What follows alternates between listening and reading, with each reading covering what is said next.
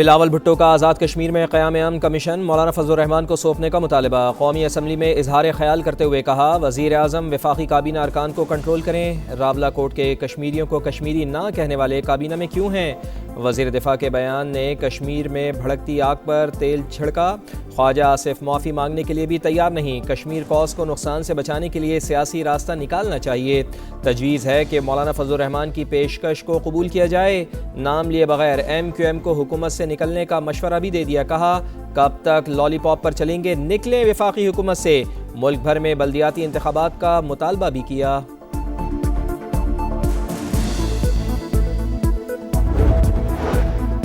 حکومت کا مولانا فضل الرحمان کی ثالثی کو ویلکم کرنے کا اعلان۔ مشیر وزیر اعظم رانا ثناء اللہ کہتے ہیں وزیر اعظم نے کالعدم ایکشن کمیٹی سے مذاکرات کے لیے کمیٹی بنائی۔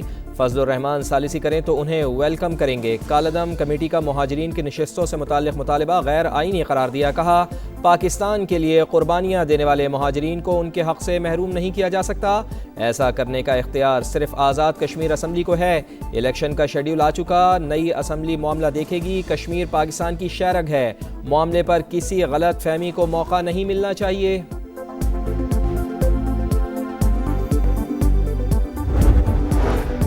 قومی اسمبلی میں وزیر اعظم اور مولانا فضل الرحمان کی تنہائی کی باتوں کی گونج۔ سربراہ جے یو آئی نے کہا مجھے خط لکھ کر ثالثی کی درخواست کی گئی، ثالثی کا کام میں تنہا نہیں کر سکتا۔ وزیر اعظم سے تنہائی میں بھی باتیں ہوئیں، اجازت دیتا ہوں وزیر اعظم وہ باتیں ایوان کو بتا دیں۔ وزیر اعظم کا راز کی باتیں ایوان کو بتانے سے انکار۔ کہا مولانا صاحب سے تنہائی میں جو باتیں ہوئیں وہ راز ہیں، قیامت تک وہ باتیں کسی سے ڈسکس نہیں کروں گا۔ سربراہ جے یو آئی کی پوری تقریر نہیں سن سکا، مولانا کو اسپیکر کے توسط سے جواب دیں گے۔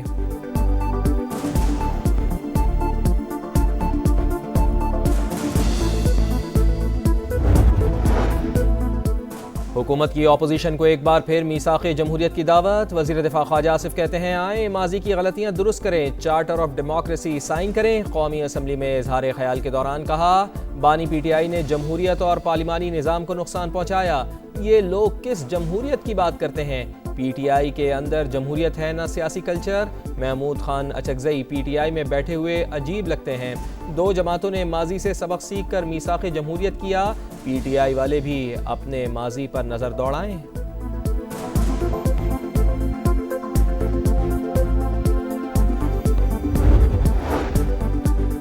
امریکی کانگریس نے ڈونلڈ ٹرمپ کے ہاتھ باندھ دیے۔ صدر ایران کے خلاف جنگ روکیں یا فوجی کارروائی کے لیے منظوری لیں۔ قرارداد منظور۔ سینٹ میں قرارداد کے حق میں 50، مخالفت میں 48 ووٹ آئے۔ چند ریپبلکنز نے بھی حمایت کی۔ امریکی صدر ڈونلڈ ٹرمپ نے کانگریس کی قرارداد بے وقت اور بے معنی قرار دے دی۔ کہا وار پاورز بل پر ووٹنگ غلط وقت پر ہوئی، میں ایران کو شکست کے دہانے پر لے آیا تھا، وہ ہمارے مطالبات ماننے کے قریب تھا۔ سینیٹرز نے میرا کام مشکل بنا ڈالا، مگر میں ہار نہیں مانتا، اپنا مقصد کسی نہ کسی طریقے سے حاصل کر لوں گا۔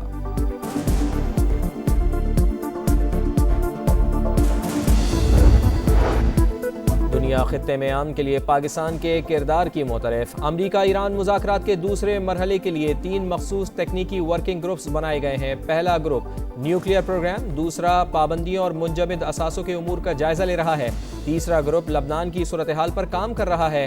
ترجمان دفتر خارجہ کی بریفنگ۔ کہا ایرانی صدر مسعود پزشکیان کے دورے سے باہمی تعلقات مضبوط ہوئے۔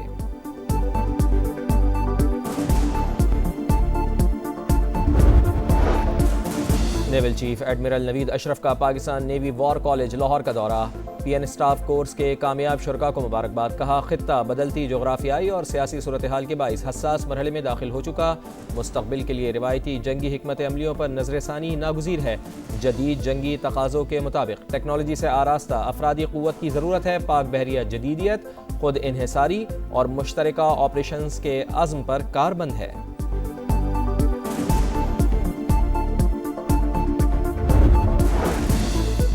اسلام آباد کے اتوار بازار میں خوفناک شعلے بھڑک اٹھے، 380 دکانیں راکھ، جوتوں اور کراکری کا سیکشن مکمل جل گیا۔ دکانداروں کو بھاری مالی نقصان ہوا۔ امدادی کارروائیاں وقت پر شروع ہو جاتی تو بچت ہو سکتی تھی۔ متاثرین کی دہائیاں۔ آگ کیسے لگی؟ تحقیقات کے لیے اعلیٰ سطح کمیٹی قائم، کمیٹی 3 روز میں رپورٹ پیش کرے گی۔ امریکی کانگریس نے ٹرمپ کے ہاتھ باندھ دیے۔ صدر ایران کے خلاف جنگ روکیں یا فوجی کارروائی کے لیے منظوری لیں، قرارداد منظور۔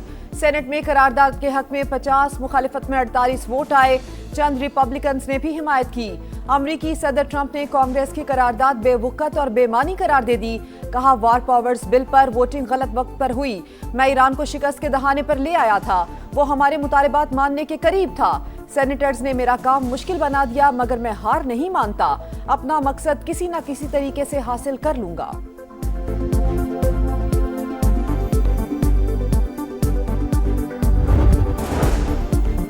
عمان کا اپنے ہرمز میں عارضی بحری راہداری قائم کرنے کا اعلان، جہازوں کے لیے پیشگی رابطہ لازمی قرار۔ عمان اور ایران کا اپنے ہرمز میں محفوظ آمد و رفت یقینی بنانے کے عزم کا اعادہ۔ مسقط میں عمانی سلطان کی ایرانی اسپیکر باقر قالیباف کی قیادت میں وفد سے ملاقات، ہرمز کا انتظام مشترکہ طور پر سنبھالنے پر اتفاق۔ امریکی وزیر خارجہ مارکو روبیو کہتے ہیں آبنہ ہرمز بین الاقوامی آبی گزرگاہ، عالمی قوانین کے تحت کوئی ملک اس پر ٹول یا فیس عائد نہیں کر سکتا۔ Ballistic missile was never a subject of discussion between Iran and United States. It was not on the table at all, and it has no mention in the MOU. Iran اپنے دفاع کے لیے ballistic missile کیوں نہیں رکھ سکتا؟ دوسرے ممالک میزائل رکھیں اور ایران کے پاس نہ ہو، یہ دوہرا معیار نہیں ہونا چاہیے۔ وزیر اعظم شہباز شریف کی صدر پزشکیان کے ہمراہ پریس کانفرنس، کہا ایرانی میزائل پروگرام کبھی بھی مذاکرات کا حصہ نہیں رہا، دنیا میں امن معاہدے کو سبوتاج کرنے والے بہت ہیں، شرپسند عناصر امن عمل کو نقصان پہنچانا چاہتے ہیں، دونوں ملک باہمی مفادات کے لیے مل کر کام کریں گے۔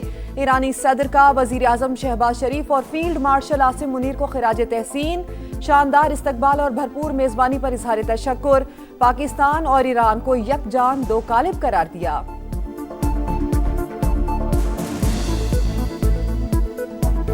ما اینجاییم برای اینکه قدردانی کنیم از تلاش‌های برادر عزیزمون، برادر شهباز شریف، برادر عزیزمون فیلد مارشال عاصم منیر و اینکه ملت پاکستان از اول جنگ محکم و با قدرت و صادقانه با رفتارشون پشتیبان ما بودن و ما عملاً در خدمت اینا اومدیم قدردانی کنیم از پشتیبانی‌هاشون۔ ایرانی صدر کی پاکستانی قیادت سے ملاقاتیں، صدر آصف زرداری اور وزیر اعظم شہباز شریف سے ملاقات میں باہمی تعلقات، علاقائی امن اور اقتصادی تعاون پر تبادلہ خیال۔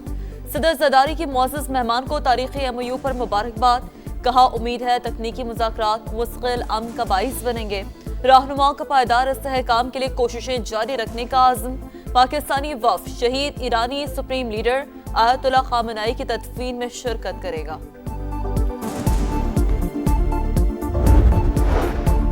ایرانی صدر مسعود پزشکیان اور فیلڈ مارشل عاصم منیر کی اہم ملاقات، علاقائی صورتحال، امن کے اقدامات اور باہمی دلچسپی کے امور پر تبادلہ خیال۔ ISPR کے مطابق مسعود پزشکیان کی جانب سے تنازعات کے حل اور علاقائی سٹیک ہولڈرز کے درمیان ثالثی پر پاکستان کی بھرپور پذیرائی۔ سپہ سالار نے خوشحالی اور استحکام کے لیے قریبی مشاورت برقرار رکھنے کا عزم دہرا دیا۔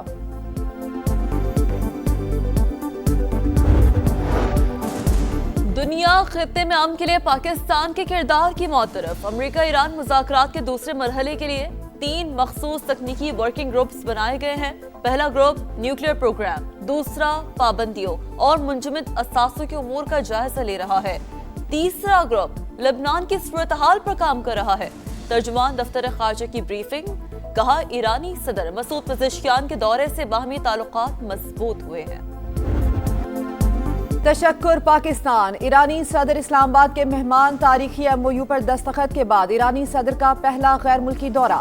پاکستانی فضاؤں میں داخل ہوتے ہی پاک فضائیہ کے لڑاکا طیاروں نے حفاظتی حصار میں لے لیا، نور خان ایئر بیس پر والہانہ استقبال۔ صدر مملکت آصف علی زرداری اور وزیر اعظم شہباز شریف نے خوش آمدید کہا۔ وزیر اعظم ہاؤس آمد پر گارڈ آف آنر پیش، شہباز شریف نے کابینہ ارکان سے تعارف کروایا، معزز مہمان نے پودا بھی لگایا۔ ایرانی صدر کو کالج آف فزیشنز کی جانب سے اعزازی فیلوشپ سے بھی نوازا گیا۔ معزز مہمان دورہ مکمل ہونے کے بعد واپس روانہ۔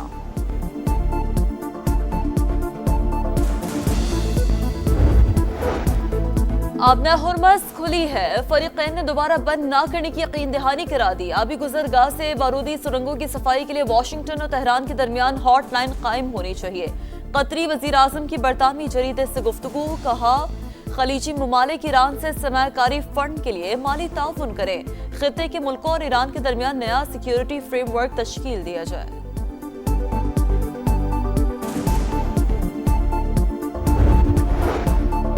ایران جنگ تاریخ میں کسی بھی ملک کی بدترین خارجہ پالیسی مہم کے طور پر لکھی جائے گی۔ صدر ٹرمپ نے اس جنگ سے امریکی عوام کو افراتفری اور مہنگائی کے سوا کچھ نہیں دیا۔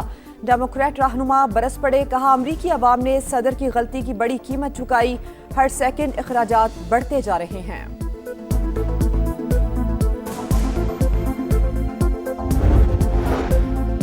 ایران امریکہ معاہدے کے عالمی منڈی پر مثبت اثرات، خام تیل کی قیمتوں میں کمی کا رجحان، امریکی WTI آئل $73 فی بیرل پر فروخت، برطانوی خام تیل کی قیمت کم ہو کر $77.08 ہو گئی۔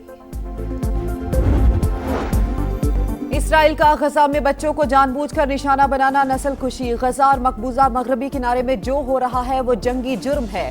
اقوام متحدہ کے آزاد تحقیقاتی کمیشن کی رپورٹ، لکھا کہ غزہ میں 17 لاکھ فلسطینی انتہائی قسم پرسی میں زندگی گزارنے پر مجبور ہیں، 80% آبادی بے گھر، پانی، رہائش اور بنیادی سہولیات کی شدید قلت کا سامنا ہے۔ اسلام آباد کے اتوار بازار میں خوفناک شعلے بھڑک اٹھے، 380 دکانیں راکھ، جوتوں اور کراکری کا سیکشن مکمل جل گیا، دکانداروں کو بھاری مالی نقصان ہوا۔ امدادی کارروائیاں وقت پر شروع ہو جاتی تو بچت ہو سکتی تھی۔ متاثرین کی دہائیاں، آگ کیسے لگی؟ تحقیقات کے لیے اعلیٰ سطح کمیٹی قائم، کمیٹی 3 روز میں رپورٹ پیش کرے گی۔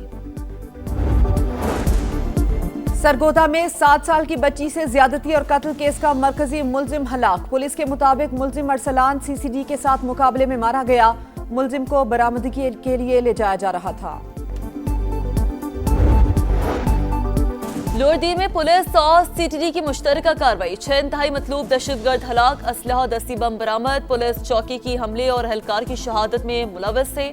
وزیر داخلہ محسن نقوی کی KP پولیس اور CTD کو شاباش۔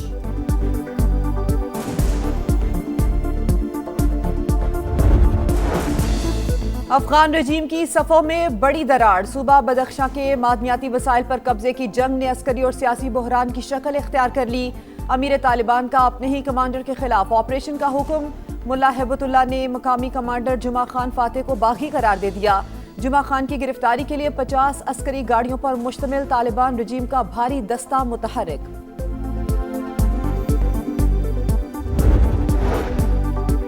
مودی سرکار کی غلط پالیسیاں، بھارتی طلبہ کا مستقبل داؤ پر، سخت ویزا پالیسی کے باعث 2 سال میں برطانیہ اور امریکہ جانے والے طلبہ کی تعداد میں 20% کمی، انڈین کرنسی کی قدر میں تیزی سے کمی نے بیرون ملک زیر تعلیم طلبہ کی مشکلات بڑھا دیں۔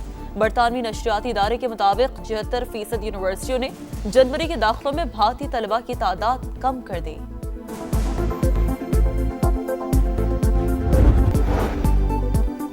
اور یورپ میں گرمی کی شدید لہر، فرانس میں اموات 40 ہو گئیں، حکام کی شہریوں کو احتیاطی تدابیر کی ہدایت، اسپین، پرتگال، یونان اور اٹلی میں بھی ہیٹ ویو، عوام کی مشکلات بڑھ گئیں۔